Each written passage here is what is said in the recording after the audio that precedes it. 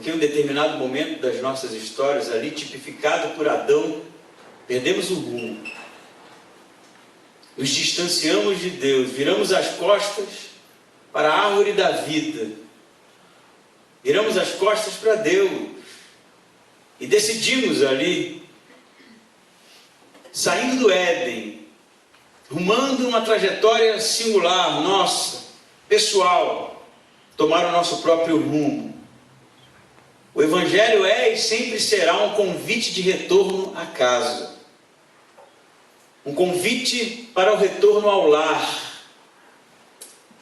Só que, me pergunto algumas vezes se, de fato, almejamos um lugar nosso, uma pátria nossa, o lugar de descanso, o lugar final, onde não será mais necessário transições. Para que isso aconteça é necessário, primeiro de tudo, sabermos quem somos. Quem somos? É necessário sabermos a nossa identidade, quem representamos. O que, afinal de contas, sou eu? Tem um texto muito interessante, antes de lermos as Escrituras Sagradas, de uma escritora que sempre me deliciei com seus textos, chamado Clarice Lispector. E ela escreve um textinho, não é, para dizer como ela fazia para se lembrar de coisas que ela normalmente perdia, né? Porque às vezes a gente faz assim, a gente precisa se lembrar de um objeto, uma chave, uma carteira, e a gente vai colocar em um lugar especial para se lembrar que está lá. Só que isso nunca funciona. E o lugar especial, na verdade, se torna um lugar desconhecido, não é? E Clarice Lispector vai dizer que o exercício que ela faz ou fazia, não é, para se lembrar das coisas, quando estivesse à procura de um objeto que ela precisava, ela fazia o seguinte exercício. Pensava, se eu fosse eu, onde eu teria guardado esse objeto? Se eu fosse eu, onde eu teria colocado isso, sabendo que eu preciso disso? Só que ela, no decorrer do texto, começa a entrar mais a fundo nessa história de eu fosse eu. Se eu fosse eu, o que isso significa, afinal de contas? Se eu fosse eu, o que eu faria em determinadas situações? Se eu fosse eu, que tipo de decisão eu tomaria em determinadas situações? Invertendo um pouquinho a coisa, se você fosse você, o que você faria em determinadas situações em que é necessário tomada de decisões difíceis? Se você fosse você, embora isso não pareça ter algum sentido, não é? Porque você não é outro a não ser você, eu penso que muitas vezes nós perdemos a nossa identidade porque colocamos o quem somos, muitas vezes em histórias trágicas. Colocamos o quem somos em histórias passadas, num passado que nos assombra. Colocamos quem somos tantas vezes no outro que nos fere e nos faz nos sentir mal. E assim as nossas decisões, e assim a nossa caminhada, e assim a nossa identidade, ela se perde num turbilhão de emoções e já não sabemos mais quem somos. Por isso eu convido você a abrir comigo a Bíblia no livro de Gênesis, capítulo 23. Gênesis 23. Antes que eu me esqueça, tem um mito grego que eu acho que vem muito a calhar para a nossa conversa de hoje. Enquanto você abre em Gênesis 23, é o mito de Narciso. E a história grega, na verdade, diz, ou a mitologia grega diz que Narciso era um rapaz tão belo, cujos deuses gregos lhe presentearam com beleza tão estonteante que não havia homem ou mulher que não se apaixonasse por Narciso. E ele, em sua arrogância, não se achava troféu para ninguém, e não havia quem ele pudesse pensar em ser. Na verdade, não havia de quem ele pudesse pensar em ser, porque ele sabia de sua beleza. E diz a história, ou na verdade o mito, que um dia Narciso, sentado na beira de um lago, porque fora-lhe dito através de um dos oráculos que ele nunca olhasse a sua imagem em qualquer lugar que fosse. Então Narciso, distraído, olha para um lago de águas cristalinas e ali vê a sua própria imagem e se apaixona por si mesmo. E na tentativa de tentar abraçar a sua imagem, e os dias passando, isso nunca acontece, desfalece e morre. E assim termina o mito de Narciso. Gênesis 23 diz que o tempo da vida de Sara foi de 127 anos. Então morreu em Kiriat Arba, que é Hebron, na terra de Canaã. E Abraão foi lamentar e chorar por ela. Depois disso, Abraão se levantou, afastou-se do corpo dela e foi falar com os heteus. Sou estrangeiro e peregrino entre vós. Dai-me o direito de um lugar de sepultura entre vós, para que eu sepulte a minha falecida, deixando-a ali. E os heteus responderam: ouve-nos, Senhor, tu és príncipe de Deus entre nós. Faz o sepultamento da tua falecida na nossa melhor sepultura. Nenhum de nós te negará sua sepultura, para que sepultes a tua falecida. Esse é o momento que antecede o final da história de Abraão. Abraão, como já temos estudado há algum tempo, inicia sua trajetória guiado por Deus, um homem já de idade avançada, assim como sua esposa Sara, mas Deus lhe faz promessas, lhe enche de sonhos e expectativas. Deus vai lhe prometer ser pai de uma grande nação, incontável como a areia do mar, incontável como as estrelas do céu. Deus vai dizer para Abraão que daria aquela terra por onde ele estava a caminhar, andarilho que era, para ele e sua descendência. Deus enche a existência de Abraão de eternidade, estica ali o que seria a sua passagem tão rápida, sem filhos, sem continuação pela terra. Deus faz promessas, enche de sonhos, enche de expectativa a Abraão. E neste momento, diz o texto que Sara morre. Interessantemente, o escritor vai dizer para a gente que ela morreu com 127 anos, sendo a única mulher em toda a história do Antigo Testamento que tem um número de vidas contado e registrado em uma escritura. Porque não se contava, mas Sara, como sendo uma mulher referencial, porque era a mãe do povo de Israel, Sara como sendo aquela que fora chamada junto com Abraão para uma missão na direção de Deus, aqui é homenageada como alguém relevante, como alguém que afinal de contas fez toda a diferença na história da fé, tanto judaico quanto cristã. Mas eu quero contar para você uma história nas entrelinhas de uma mulher que acompanhou seu marido, e eu posso dizer para você, na loucura de Abraão. Abraão sai de sua parentela, de seus parentes, do seu conforto, da sua casa, e Sara o acompanha. Abraão transita em tempos de fome, tempos de bonança, como tempos de fartura, e Sara está sempre com ele. Sara é uma mulher que todo o tempo está como o braço direito de Abraão, o suporte, aquela que era a pessoa com quem ele poderia trocar as suas ideias, com quem ele poderia compartilhar dos seus sonhos. Sara era uma mulher sim, que teve alguns deslizes, mas quem não tem, afinal de contas era gente como a gente. Assim como Abraão, gente como a gente. E esse momento é um momento que Sara deixa o mundo dos viventes, morre. E você perceba a sutileza do texto. Diz o versículo 2 que então morreu em Kiriat Arba, que é Hebron, na terra de Canaã.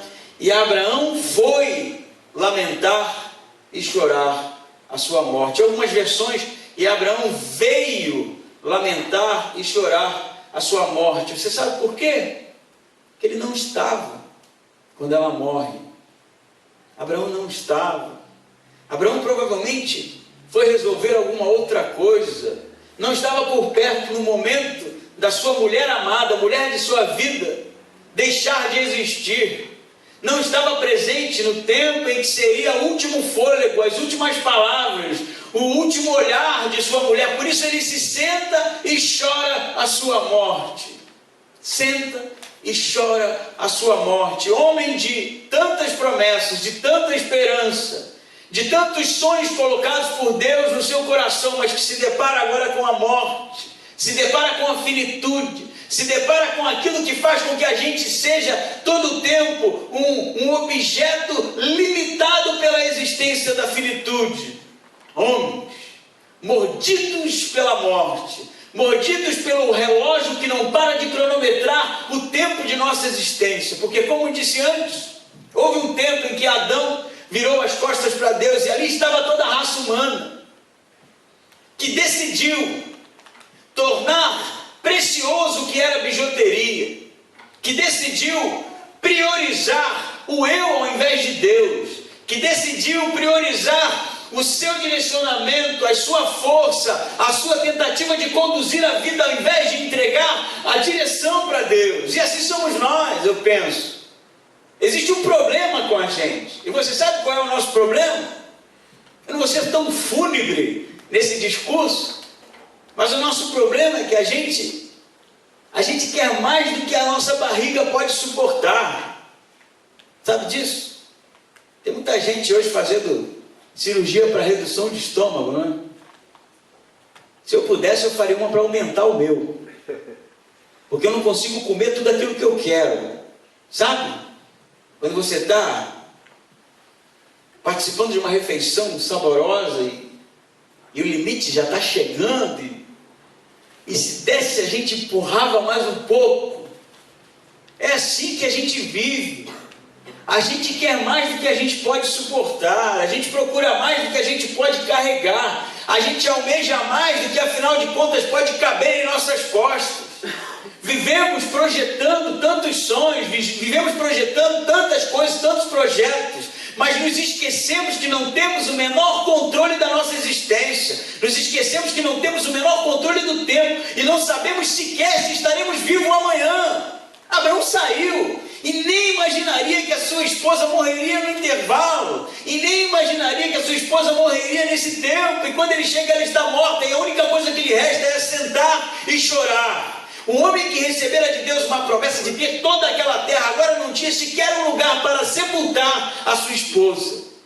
E assim somos nós. Eu penso que o que há de precioso na nossa vida, o que há de precioso na nossa existência, sim, é o reino de Deus, porque Jesus diz para colocarmos as nossas forças nas coisas que são celestes, porque lá nem a traça, nem a ferrugem corrói. Mas eu penso que muitas vezes deixamos passar oportunidades ímpares de vivenciarmos o pouco que temos da nossa existência com intensidade. Eu gosto da palavra intensidade, sabe? Porque intensidade me soa ultrapassar os limites daquilo que pode ser vivenciado. Viver a todo vapor, viver com toda a profundidade. E se for um abraço, que seja um abraço verdadeiro. E se for uma amizade, que seja uma amizade sincera. E se for um tempo de comunhão, que seja uma comunhão genuína. Porque muitas vezes vivemos tomados por tantas e tantas atividades que nos distraem daquilo que é precioso na nossa existência. Sabe? Tantas e tantas vezes vivemos, como disse ontem no jantar, não é? Vivemos sobre o mesmo CEP, mas em universos diferentes. Em universos diferentes. E as oportunidades passam como um raio, e a gente não aproveita porque a gente não pensa em quão exíguo é o tempo da nossa existência. Vivemos tanto tempo amargurados, quem sabe, com aqueles que nos frustram e de alguma forma nos faz sofrer. Compartilhava no grupo de quarta-feira na casa do André e da Patrícia um texto do Rubem Alves, muito interessante, que ele vai dizer que se encontrou com o diabo. É claro que aquilo não é verdade, eu espero, não é? Mas ele diz que o diabo tinha na mão um martelo e uma bigorna, e ele iria quebrar um pequeno bibelô de louça. Então, Rubem Alves diz que, na contramão do que todos dizem sobre o diabo, ele não é de nenhuma maneira feio, feio, ou chifrudo, ou com rabo, com um tridente na mão, mas em seu texto, ele é um homem muito elegante, de gosto refinado, homem que domina bem as palavras, não é? De muita lógica e razão. E ele pergunta então para o diabo: por que você vai quebrar esse objeto tão frágil? Ele diz: não, eu vou lhe explicar. Esse pequeno bibelô de louça, para mim, é o casamento, ele diz. E eu estou aqui em uma aposta com Deus, porque eu disse para Deus tantas e tantas vezes que o que pode unir um casamento não é o amor, diz o diabo. Não que eu seja contra o casamento, de maneira nenhuma. Eu quero que o casamento dure para toda a eternidade, só discordo. O amor não é a cola que une um casamento, diz o diabo. E o Rubem Alves fala: mas eu não entendi, se não é o amor é o quê? Ele diz: eu vou te dizer, o ódio é que une um casamento. E eu lhe explico. Porque muitas vezes as coisas boas a gente nem se lembra quando passa, mas do ódio a gente não abandona, sabe? Quando o outro faz um gesto singelo de beleza, de preocupação, rapidamente a gente se esquece, mas quando o outro nos magoa, a gente leva para o túmulo.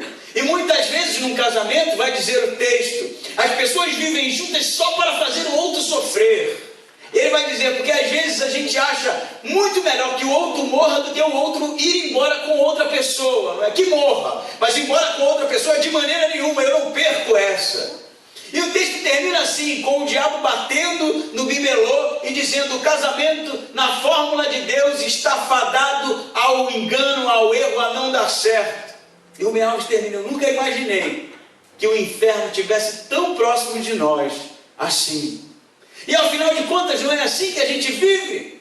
A gente alimenta tantas vezes o nosso coração por tanto tempo mágoas e ferimentos.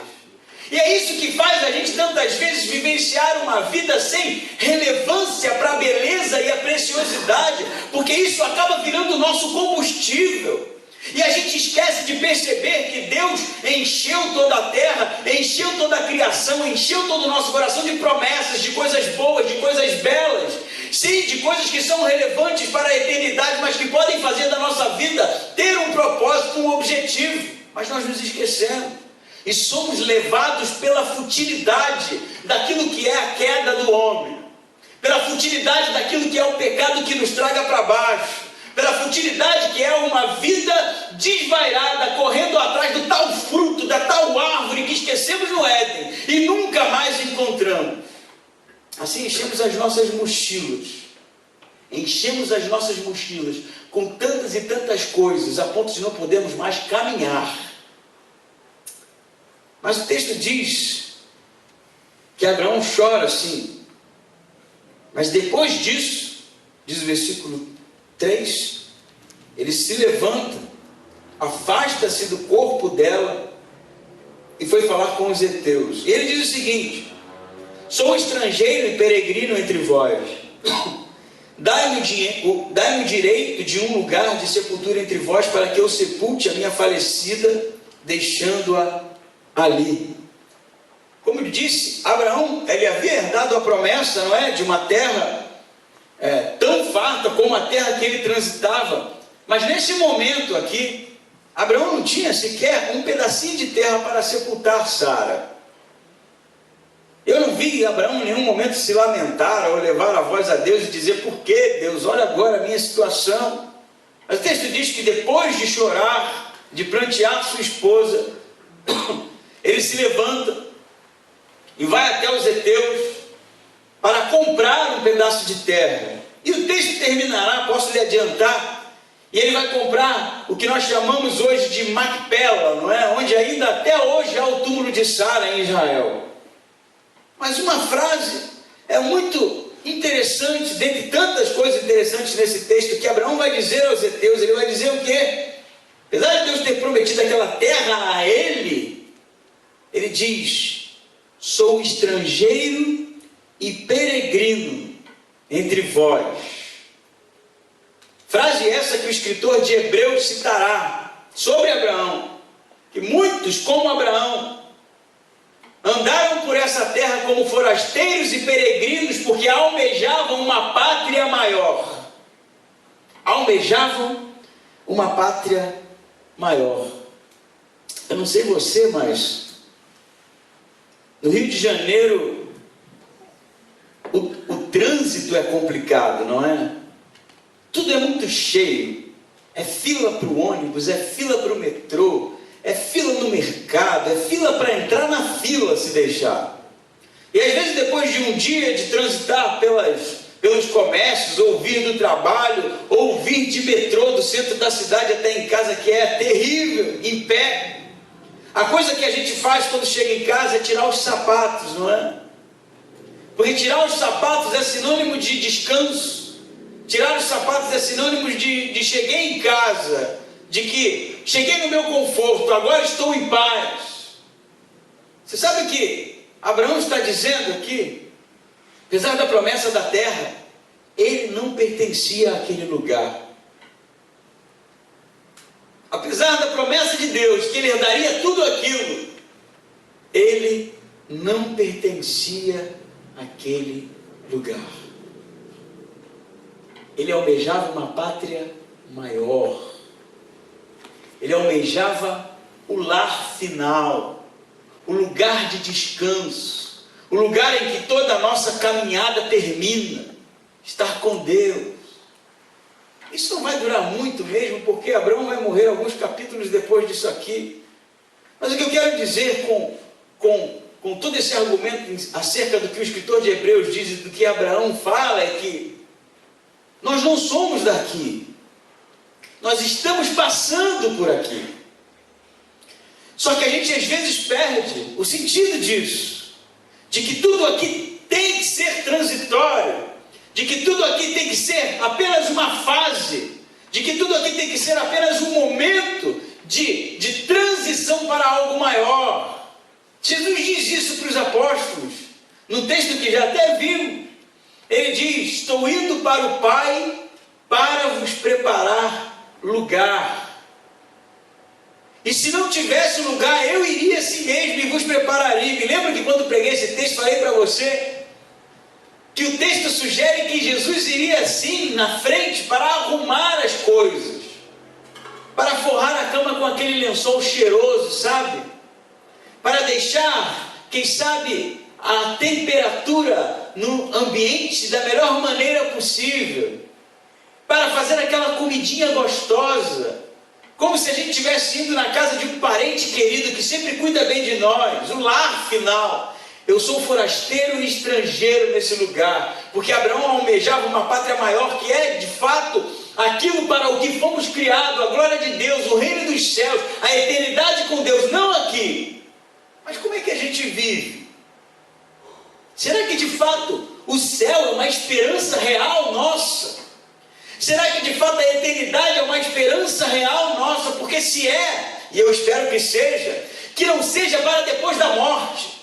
Porque Abraão não está dizendo que será forasteiro, ele está dizendo que é. E a eternidade na nossa vida, ela não deve ser algum lugar depois da morte, e sim algum lugar agora. A eternidade começa agora, somos forasteiros agora, estamos em busca de uma pátria maior agora, e a nossa transição por essa terra, por esse planeta, é algo momentâneo. Ainda que você não queira, o risco, eu penso, é quando vivemos uma vida cuja toda ambição, cujo todo alicerce, cuja toda base está em coisas pueris e passageiras. Eu vou contar para você uma história muito interessante que o Philip Yancey conta no seu livro Maravilhosa Graça, né? Ele pega algumas parábolas que Jesus conta e ele reconta a sua maneira. Uma delas é do homem de negócios. Philip Yancey vai dizer que havia um homem que tinha um projeto de vida, e o seu projeto era fazer uma excursão com hotel, transporte, pelo Jardim da Babilônia, o Jardim Suspenso da Babilônia, que fica no Iraque. Então ele faz um empréstimo de $1 milhão para botar o seu negócio à frente. E ele faz um empréstimo com um homem que emprestava dinheiro e sabia que ele era duro na cobrança. Mas ele tem plena certeza de que aquilo vai dar certo, de que o negócio é um bom negócio. Só que depois de tudo pago, depois de todos os preparativos, para que a viagem acontecesse, estoura a guerra no Iraque e todos os seus planos se frustram. Então ele, desesperado porque havia um débito muito alto que ele teria que pagar, ele começa a pensar nas possibilidades para resolver aquele problema. E ele então vende sua casa, que valia alguma coisa em torno de $200 mil, que não era o suficiente. Ele pensa em pedir dinheiro emprestado, ele pensa em tantas coisas, até que chegou um plano. Bom, eu vou fazer uma proposta de pagar $5 mil por mês, até o final da minha vida. Apesar da proposta ser absurda, é a única coisa que lhe vem à mente. Então ele chega naquele lobista, né? Aquele homem que havia lhe emprestado os $1 milhão, $1 milhão, e diz a sua proposta: deu tudo errado, eu não sei o que fazer, estou desesperado, vendi a minha casa, tem aqui $200 mil, e eu quero fazer um contrato que está aqui, eu trouxe para você, de $5 mil por mês até o final da minha vida. Então aquele lobista olha para ele, dá uma risada e diz: quando eu te prestei o dinheiro, eu sabia que o negócio era de risco, e eu corri os riscos. Me dá aqui o contrato. E ele rasga o contrato e diz: você não me deve nada. E ele vai contar uma outra história de uma noiva, e essa parece ser real, que estava com um casamento marcado, e ela então aluga um hotel super luxuoso, caríssimo, e paga adiantado, e manda os convites para todo mundo, e aluga o seu vestido, mas nas vésperas do casamento, história que já ouvi tantas vezes, o seu noivo já não tem tanta certeza se queria se casar. Então vem a crise, e ele então desiste do casamento, e ela vai até o hotel, e o gerente do hotel, aquele que negociou com ela, disse que não poderia lhe devolver o dinheiro, porque no contrato estava escrito que em caso de desistência apenas 10% do valor pago seria devolvido. Então ela pensa com seus botões, era pegar os 10% ou usar o salão de festa, né? Então ela toma a seguinte decisão: ela convida todos os mendigos da cidade, todos os andarilhos, todos os maltrapilhos, vai nas casas de abrigo, em orfanatos, e enche aquele salão luxuoso de pessoas desabrigadas, e serve ali o que melhor tinha no menu daquele hotel luxuoso. E aqueles mendigos e andarilhos, eles vão viver uma vida como nunca vivida naquele dia. Vão jantar comidas que eles nunca pensariam em comer naquele momento. E assim termina a história. Uma terceira ilustração, ele conta da menina que vivia no interior de uma cidade e, enfadada pela vida que tinha, né? E pelo comportamento piegas de seus pais, por causa de um piercing que havia colocado no nariz, decide sair de casa. E ela então pega o primeiro ônibus que veio e vai embora para a cidade.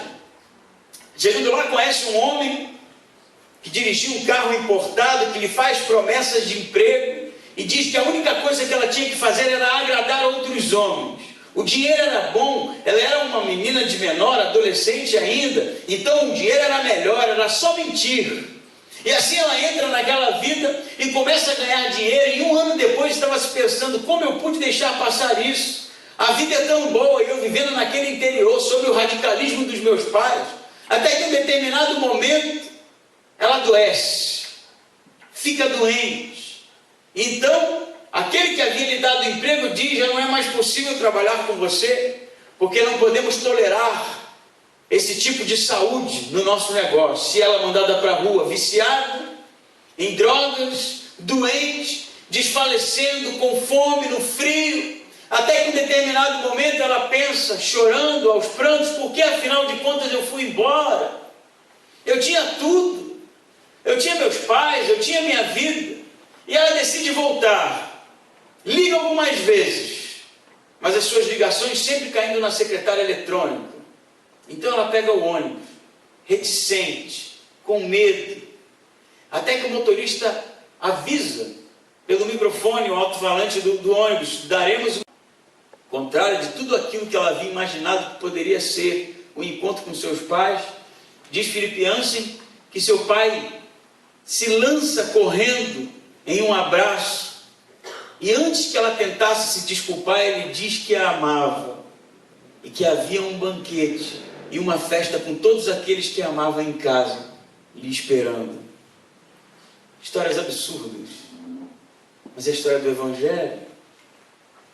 São as parábolas contadas por Jesus não para dizer o jeito que a gente tem que viver, mas para falar do Deus que ele veio representar. Um Deus que ama, um Deus que se importa, um Deus que quer ver-nos voltando para casa, que espera ansiosamente o reencontro, que espera ansiosamente estar com a gente de novo, e por isso envia o Filho, não para que a eternidade seja algum lugar depois da morte, mas porque ela começa agora. E o nosso encontro com Deus tem que começar agora, porque Ele nos ama, e mesmo tendo nos dado o melhor dessa terra, somos passageiros e andarilhos aqui, e rumamos numa trajetória rumo ao encontro com Deus. Amém? Amém. Amém? Amém. Eu me lembro e gosto tanto do texto do Monte da Transfiguração, né? Que Jesus sobe com os discípulos, Pedro, Tiago e João, e ali ele tem o rosto transfigurado, não é? E aparece Moisés e Elias. Então, Pedro vai propor uma tenda, não é? Para que eles ficassem ali, afinal de contas, quem não queria, não é? Elias, Moisés, Jesus, o céu aqui conosco. Mas, depois que termina todo aquele episódio, há uma urgência de Jesus para que eles descessem de lá. E quando eles descem, eles se deparam logo com uma menina endemoniada. E as coisas começam a ficar tensas. E eu sei que a ideia da tenda, muitas vezes, ela é, para nós, muito convidativa. Um lugar fixo, um lugar para estarmos, para criarmos as nossas raízes, para criar os nossos filhos, para vivenciarmos experiências nessa terra. Mas eu vou dizer para você que a transição, ela continua. Eu acho que Abraão tem aqui um elemento da igreja, sabe? Porque, lembra-se, o povo de Deus vivia em tendas, não era assim? Montava-se e desmontava-se o tabernáculo, era móvel, estava sempre em transição, porque eles estavam rumo à terra prometida, promessa que Deus fez a Abraão, que se cumpriria no futuro. Depois que eles chegam à terra prometida, eles constroem o templo ali, pelo desejo de Davi, a construção através de Salomão, e eles fixam residência. E durante 1000 anos eles ficam reunidos com o templo sendo referencial, até que vem Jesus, o cumprimento das profecias, o Messias bendito, aquele que seria o Deus entre nós, que trouxe salvação, que trouxe as boas novas. E sabe o que ele diz? Destruirei esse templo e reconstruirei em 3 dias. De fato, embora poucos compreendessem o que Jesus estava dizendo, ele estava falando da sua ressurreição. No ano 70 depois de Jesus, o templo foi totalmente destruído. E a igreja foi empurrada para fora de Israel. E desde então, vivemos como tabernáculos móveis. De novo, estamos em transição, estamos em movimento, somos passageiros nessa terra, somos peregrinos nessa terra, de novo, até que um dia entraremos na terra prometida, o lar final, e estaremos para sempre com Deus. Vai dizer Abraão: eu sou passageiro e peregrino nessa terra. Mas o texto não termina assim, e diz que os versículos 5, os heteus responderam assim: ouve-nos, Senhor, tu és príncipe de Deus entre nós, faz o sepultamento da tua falecida em nossa melhor sepultura. Nenhum de nós te negará sua sepultura para que sepultes a tua falecida. Abraão irá comprar a terra, irá sepultar-se em Sara, e ali será o lugar onde não só Sara, mas ele e toda a sua descendência será enterrado, sepultado. Mas algo mais uma vez, salta o texto, porque ele está falando com os heteus, povo pagão que adorava tantas e tantas entidades, tantos e tantos deuses. E quando Abraão chega, porque isso não era comum, um estranho, alguém que não fazia parte daquela cultura, comprar um pedaço de terra ali. E quando Abraão chega pedindo para que se vendesse um pedaço de terra para eles, você sabe como eles tratam Abraão? Príncipe de Deus entre nós. O que isso significa? Era um povo pagão, não havia nem uma nação, ou quem sabe, uma igreja, ou qualquer coisa que soasse reunião de pessoas que adorassem a Deus. Mas a sua identidade, quem ele era, inspirava. Quem ele era, fazia com que os outros percebessem Deus. Eu penso que é isso que somos. Se lhe perguntei no início, quem é você, qual a sua identidade, o que faria você no seu lugar? Eu quero dizer para você que o papel da igreja, o papel daqueles que um dia dobraram os joelhos diante do Cristo, receberam-no como Senhor, é representá-lo. É fazer com que as pessoas percebam que nós representamos o Deus que servimos. Não foi por isso, afinal de contas, que a igreja foi chamada de cristãos no primeiro século, pequenos cristos, aqueles que levam a mensagem do Cristo, que representam o autor da mensagem, pequenos cristos. Porque assim é a igreja, no dia que vivenciarmos de fato essa identidade, e aí sim seremos a igreja dos sonhos de Deus, se é que ela existe em um mundo carcomido pelo pecado e pela iniquidade como o nosso. Algumas coisas me aterrorizam.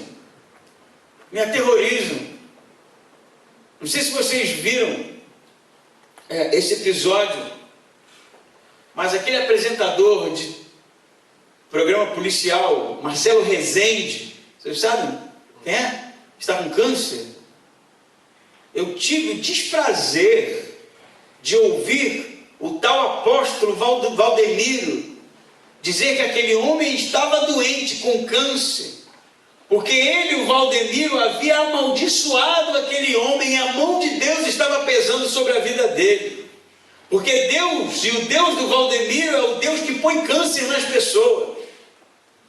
Eu tive o desprazer de ver essa semana um rapaz de 17 anos, viciado em drogas, que foi roubar uma bicicleta, e teve tatuado em sua testa, "Eu sou ladrão", e crentes aplaudindo, como se isso fosse um ato bom de se fazer.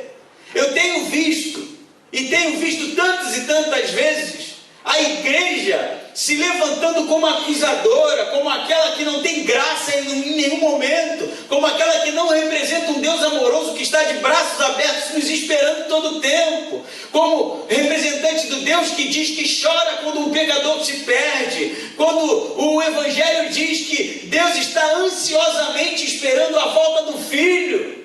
Eu vejo uma igreja livre, na verdade, estagnada, distante do que seria o objetivo maior de ser uma igreja que ama, que se preocupa, que todo o tempo demonstra a graça de Deus transformadora. E a minha pergunta é: no que nos transformamos? No que nos transformamos? Que tipo de Deus você representa? Que tipo de Deus você representa? O Deus que julga, que aplaude quando há sofrimento, que olha com descaso e desprezo para aqueles que padecem, ou aquele que pode ser chamado do príncipe de Deus entre nós, porque demonstra graça, amor, misericórdia, se importam com aqueles que padecem, porque é isso que nós devemos ser. Ou somos isso, aqueles que refletem o Cristo crucificado por amor, ou não somos nada. Caímos na vala comum e nos perdemos diante do engessamento daquilo que é a graça do Pai. Tem um texto que gosto muito, citei ontem no jantar de casais, não é? Que é o texto de José Saramago, que começa assim: no dia seguinte, ninguém morreu. José Saramago vai dizer que a morte, cansada de tanto trabalho, não é? Decide enviar cartas ao invés de buscar repentinamente. Porque afinal de contas aquilo trazia muita frustração para as pessoas. Então, quem sabe com data marcada e uma carta redigida de próprio punho poderia preparar aquele a quem ela iria buscar. E assim ela faz. Começa a enviar cartas. E no dia determinado ela buscava a pessoa. Mas uma carta sempre voltava. Uma carta sempre voltava. E a morte escrevia essa carta e a carta voltava. Até que um dia ela fica curiosa para saber quem, afinal de contas, era esse tipo que a carta com o seu dia e hora marcado de morte, em um momento era recebida por ele. Então a carta se veste de uma linda mulher e vai até o endereço para saber o que estava acontecendo, e descobre que era músico. Tinha que ser, né? Nunca em casa, nunca com tempo, sempre ensaiando, sempre ausente. E ela então descobre que ele estaria tocando num recital. Disse: bom, se ele não leu a carta, então é um bom lugar para buscá-lo, diz a morte. E lá a orquestra está tocando, e esse homem era um violoncelista, diz José Saramago. E a morte ali, vestida de uma grande mulher, senta na primeira cadeira, uma das primeiras cadeiras, e fica a observar o momento oportuno de se apresentar. Até que chega um momento da peça em que ele inicia um solo em seu violoncelo. E ali ele toca com toda a sua técnica, com todo o seu talento, com toda a sua inspiração. E José Saramago vai dizer que a morte vai dizer que aquele momento parecia que aquele homem havia sido criado para aquele único momento. Que ele era a música, que ele era a inspiração, e a morte se apaixona por ele. E diz José Saramago que no dia seguinte ninguém morreu. Essa história é uma história interessante, porque a morte que fora buscar fora vencida pelo amor. Percebe? Que quando ela se apaixona, ela desiste. E embora isso seja ficção, isso é a inspiração do Evangelho. Nós temos uma vida curta assim, o nosso tempo é terrivelmente pequeno. E Deus nos agraciou com tantas e tantas oportunidades de demonstrarmos as coisas que fazem diferença nas nossas vidas. De darmos abraços, de nos relacionarmos, de cuidarmos uns dos outros, de colocar os nossos esforços naquilo que vale a pena. Porque um dia iremos morrer, assim como Sara. E porque somos andarilhos e peregrinos nessa terra. Mas Deus, em sua misericórdia, em sua graça, em seu amor, envia seu Filho e em amor vence a morte. E a morte foi vencida. Por isso, caminhamos de volta para a casa do Pai, como o Vinícius cantou, de volta para a casa do Pai, porque a morte foi vencida. Amém? Amém.